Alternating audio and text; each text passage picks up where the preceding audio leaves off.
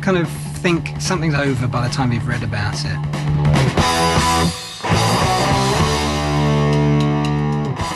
When something's just happening, and it's happening so fast, you don't have time to sit and think, you know what I mean? It's just like, it's happening and we're doing it. To me, that's the spirit of hardcore. I can remember listening to Extreme Noise Terror and bands like that in my room, and I remember my mum knocking on the door going, "Are you actually killing someone in there?" All the punk rockers chased all the skinheads with machetes and bottles being thrown, and there was a lot of blood. He doesn't have a penis anymore. No.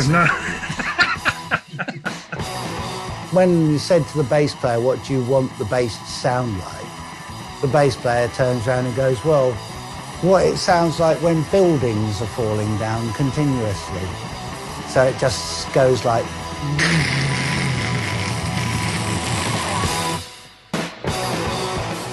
The music was so hard to acquire, and I think in some ways that's a good thing, because what you got, you really absorbed and appreciated. If I sent off a 90-minute tape and someone filled it up for me with demos and 7-inches, I knew that tape inside out because I had played it to death, even if it was crap.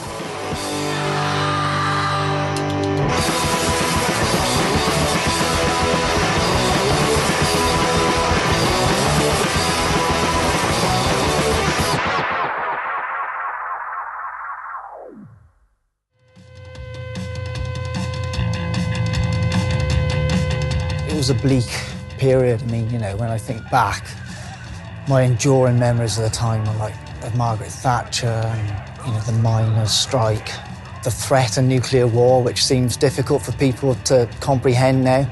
But, you know, we were actually living in fear of, like, the 4-minute warning. Unemployment was rife. And, you know, there were very few prospects for people, you know, sort of UK 82. That just fueled the sort of intensity and angst of music, you know, especially that sort of second and third wave of punk band.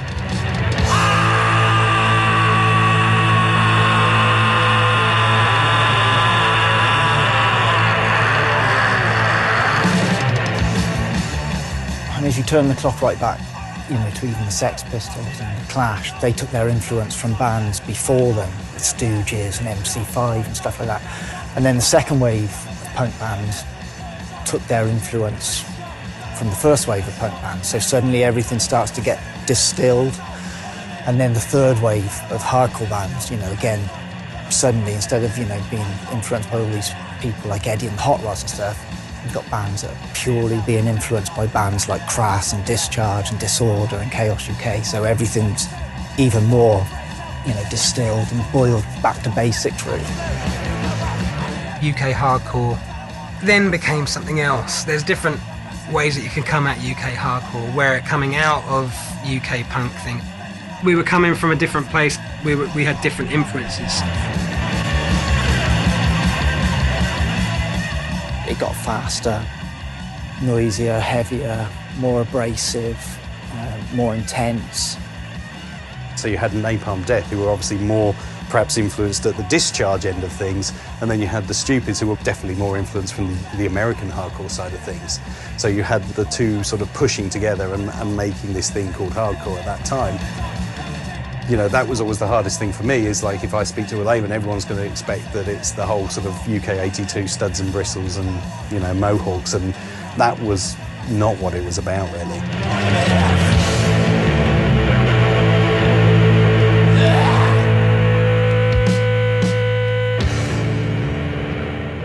What made a good hardcore band was the drummer. It didn't have to be necessarily a good drummer, but just the kind of style, and it was quite distinct by slamming away with a slightly open hi-hat. So instead of, you know, you had more like, and then of course you'd speed it up, so it was,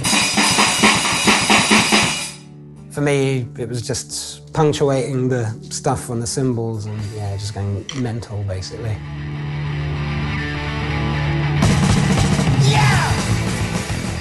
Like a lot of kids, I was kind of getting into this kind of music mid-80s. And, you know, those days you couldn't just hear those bands easily. You had to, you know, you had to really hunt it out. Yeah, you'd read thanks lists on album sleeves, T-shirts other bands were wearing. So you'd buy Maximum Rock and Roll and you know, you got all the records listed in there. I would just basically go through fanzines, And I would literally just spend hours just writing letters to everyone, to trade tapes, to hear demos, sending off forever fanzines, just slowly digging deeper and deeper until you sort of get into the really good stuff. There was such a big underground network of fanzines and tape trading. Tape trading was huge back then. You know, we were all doing mixtapes for each other. I mean, when I think about it now and how difficult it looks in the digital age with how easy everything is now, you think, well, how did it work? You know, it must have taken such a colossal amount of work. Yeah, this is a tape trading list. You can just see all the different like rehearsal tapes and live tapes. You've got the times here for each bit of recording, so you would work out enough to fill a 90-minute tape. So I would say, okay, well, I want the extreme noise, that's 20 minutes, and then you sort of pick all the different bits to fill up a 90-minute tape, and he'd do the same from your tape. So you've got the time, the grading of the quality, shit, good, blah. That's brilliant. You would seriously end up with like heavily degraded, sped up. I mean, I remember some demos thinking, this is amazing, fucking so fast and like it's really distorted, it's amazing. And then you finally get the record, it's very different, much slower, much cleaner sound. And you'd quite often be disappointed. And that was literally because people were taping and resending these cassettes out. Quite often people would write on the outside of envelopes. Sometimes you get massive drawings and whatever, but I remember quite often there'd be like soap stamps. Say if I sent a letter to somebody, I'd put soap on the stamp, and then you get the other side and the guy would go, rub it off, and then put soap on the stamp and use it again. The stamps used to go back and forth to America and all that. They'd send my stamps back, I'd send them back to them, and that's how you'd save money as well. Like, especially do your hair with soap as well, so you'd have spiky hair with soap, and then you know, do your hair, do the stamp as well. A bit like that, right? And you dunk into the water and you go slobber-dobber-dob, then you go bing, bing, bing, and you pull them up. I miss that. That whole network was fantastic and very fundamental to the entire worldwide hardcore scene, in that you had to sort of give something, you had to put pen to paper, you had to think. The whole thing with this whole scene was it was little pockets going on everywhere. It wasn't just all about London. In fact, it was probably not about London in a way. When I was at school, Sounds would cover all those new bands like Discharge, say Exploited. John Peel was massive. You know, I used to listen to John Peel every night, without fail. When he played the early Discord records and then Touch and Go records, he had those and he was playing those, so you'd hear those. So you heard them, you know? But not that you could actually get them, but you'd heard them. For me, once I heard those US bands, that really the UK bands, I just really drifted away from that because they just weren't fast enough. When we started trying to get going, no one's into it. People just hated us. We played at a couple of places like little village halls we've rented ourselves and got our own PA. We just got a band from school, indie band, and us. And obviously people were just like... They were just staring at us. Just like they hated us. Like we'd come just landed from Mars or something. But there were punks there who were walking out, shaking their heads. You know, there was this one guy who was going, they're like Discharge, but they're too fast. So we knew we had to get out of the area, well, particularly out of the western area, because we wouldn't have ever played and no one would have come anyway. Good God, we've been invaded by pirates. It has. That's the Matthew. It is tiny. Man, if they went across the Atlantic in that, fair play to them.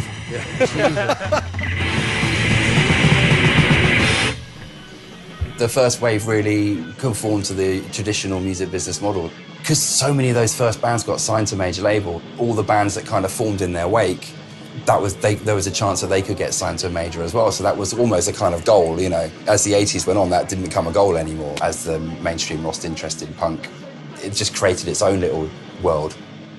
There was never any aspiration to be in the mainstream at all for those bands. That was never the goal. There was so much competition to have the massive urgency and power and rah to it all. And I found that really an attractive thing to try and capture. Yeah, well, my name's Mark Harwood. I'm the proprietor of Springbell Studios.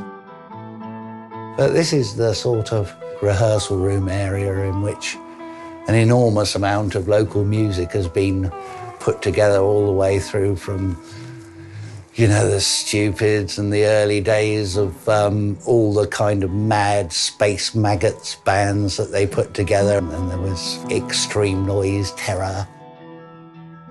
Through here, there's this old tape machine which I run the signal through. That was made in 1966 when we won the World Cup, you know, and we were somebody. But then this is fun because this came off a submarine. My family are a bit Navy, so a few things have drifted into my possession, you know. So that actually is off a warship.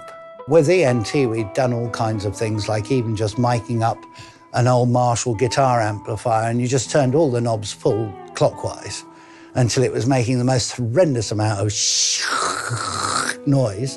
And we got like the smallest amount of guitar that you could possibly get coming through the signal of and so it was like a sort of like a distant bell chime on a really stormy night. And if you didn't have a load of old-fashioned sort of rubbish, you know, to stick it through, you wouldn't have been able to get all of that atmosphere and sound, you know. It had all been terribly clean and nice and polite and totally not what I wanted at all. It had to sound like it was about to break. So I just think that if you can record things that are ultra on the edge and capture that energy, that's what the job of the recording studio is. Who cares what the noise is? It's all noise, you know, it's called extreme noise.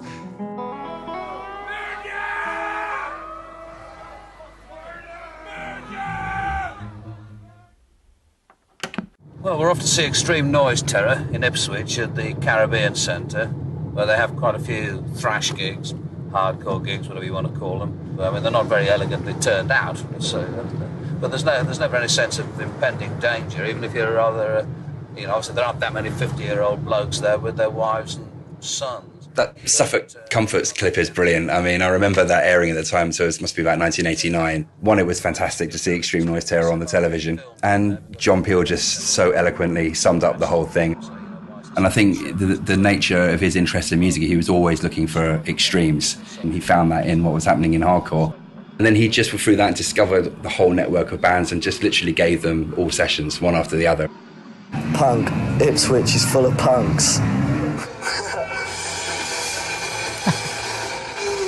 He's very tuned in to the subculture. It's amazing how tuned in, you know, he was to it. It is a genuine counterculture. It exists entirely independently of everything, including the record industry and radio and so forth. I mean, they send me records, but only as an afterthought. And an interesting aspect of it, too, is that some of the bands that were featured on the programmes in session have come in for a certain amount of criticism for kind of compromising themselves, involving themselves with me and Radio 1. I quite like that kind of attitude. I remember being on the door and thinking, well, here comes John Peel and his family. Should I let them in for free or charge them? What did you decide to do? I charged them. Yeah.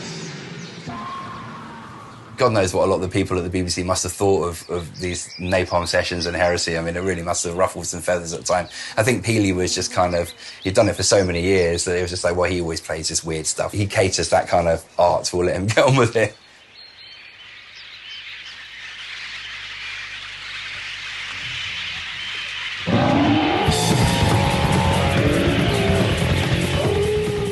It's a funny place, Ipswich. It's got, what did they say? Negative ley lines or something. Is that what they said? Yeah. It has turned into one of those places that you know, when you get those coffee table books, shit places, people think of it as that kind of place. I would never have said that Ipswich was shit in the 80s. It was not a shit place. It was quite a prosperous place, and the music scene was fantastic. Most of the hardcore bands, the punk bands, were so serious in their lyrics and their whole ethos, which was really, you know, attractive and was cool. But also, when you're that age, you don't really understand a lot of what they're talking about, you know. Whereas the Stupids came along and they had that energy and intensity, but they were really good fun. I was Mr. American Hardcore. That was what I loved. A lot of people would say that American Hardcore was dead by 1982. For me, I was kind of got into it in 82. I think American hardcore had all these different things all thrown into one, and it kind of seemed to be a unified thing. It wasn't obsessed with British politics. It wasn't obsessed. It wasn't crass, which was all you basically had before then. We didn't want to sort of sing about war and the bomb and how it's all going to end, and it was just being kids, really. The mainstream did start to show quite a bit of interest in Heresy and these bands, and when we ended up with a situation with, Sounds were writing about these bands and the music press were writing about them, Stupid's on the cover of the NME. That's the one that I like. Def Jam on the front cover, Stupid's, Happy Mondays, when we were just as popular as the Happy Mondays. This is all really quite exciting stuff. At that time, there was definitely the real crusty punk look that was still sort of hanging around from the Crass era, with the big boots and shredded trousers. The old school Mohican punk look was still there, but then you had the kind of really American influence stuff coming in as well, brought in by like the Heresy and the Stupids and stuff. People starting to wear baseball caps and hoodies. The first thing I kind of started noticing was the kind of upturned cap thing. Everyone was doing this with their hats. And, bright colours and sneakers, trainers. Up until that point, it was very ragged and very black, army green or black. I started doing it because, the American bands I liked were doing it, and that kind of went hand in hand with skateboarding. If you'd see someone across the street wearing a pair of Chuck Taylor Converse, you would just go over there and go, where did you get them from? Because it was just so unusual. These little fashion things were sort of a mark of, almost like a sort of secret fraternity.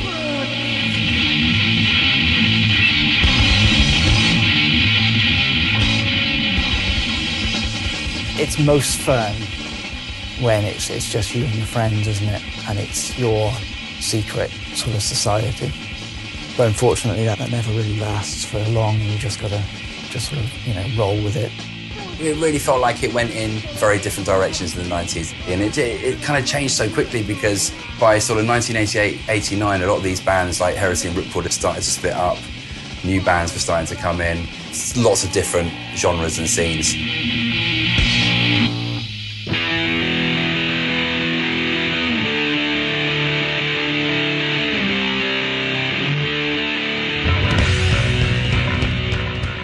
If anything, it got bigger in that way because more American bands are coming over, and the American thing was really big.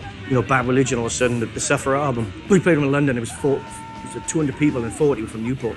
But the next year they come out, there was 2,000 people.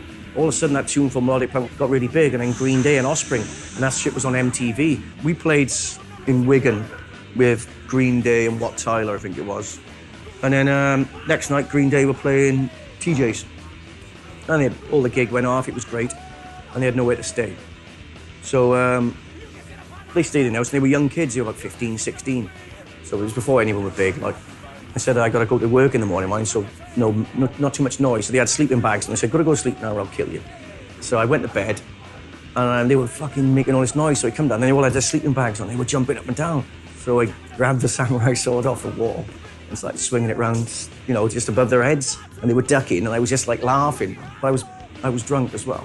And then it was about 3 years ago, their autobiography came out, saying the first time he ever came to Britain, they stayed with this guy in Wales and he tried to kill us with a sword and stuff like that. They were just ordinary kids having a laugh. I didn't try to kill them, he was just fucking about. But with being Americans, they got no sense of humour.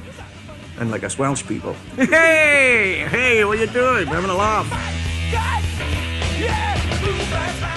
And this was a photo of all my mates from school. He's like, that's my mate Peter Priddy, he got killed in a car crash. He's still quite active. He's a doorman in Bramall. That's mate Stephen Petts, he drunk himself to death. Yeah, it's a good social document and shows that every little place, however big or small it was, we had our own little scene. It was ours, and this was all us. This is in the Welsh Valleys, this is. It's in fucking King's Road, posing for fucking tourists, like.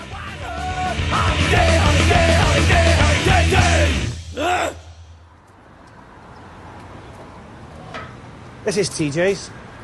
The windows have been painted over because you could actually see in there. There's a little bit there by the looks of it. For us and for a lot of people, not just in Newport, a lot of people travelled from all over the country and bands came over literally from all around the world. Tons of bands would stay upstairs in the flats. It was really down to earth, really small stage, everybody in your face. Very rarely was any trouble, no trouble at all. It was just like a friendly atmosphere. It's really sad. There were lots of good times in here, like, you know. And seeing it close is sad. Things change.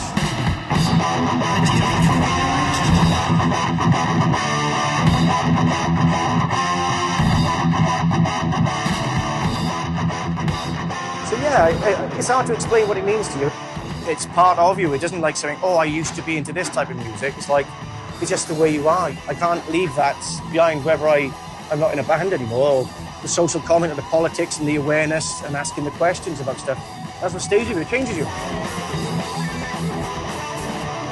I like the term hardcore because to me it was at the end of Ripcord. I wasn't even doing any damping on the guitar. It was just pure chords, yeah, and just simple straight beats, minute songs. Yeah. Minute songs all over, no lead breaks, nothing like that.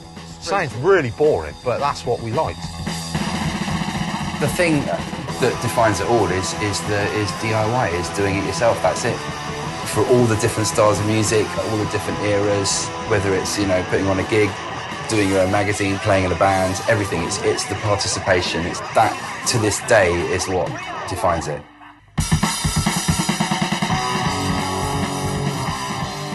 This kind of burning obsession, for me, that's what it's about. And being for real and not caring about, you know, popularity and all that kind of shit. That's hardcore. That's what I do, what I'm involved in, and there's a passion's part of your life, you know. I think that stays with you. Never, whether you go to another club like that again, you still feel that type of way, like, you know. I like to make pig sets. You see all these kids in Mohicans now and fucking tattoos and piercings. It's all trendy. It was like, we fought the punk war for you kids. We used to get beaten up and people take the piss, and we were ostracised and fucking people being aggressive towards us for looking the way we did. Now it's fucking, I'm trendy again. 49 and I'm cool. Hey! See my backpack?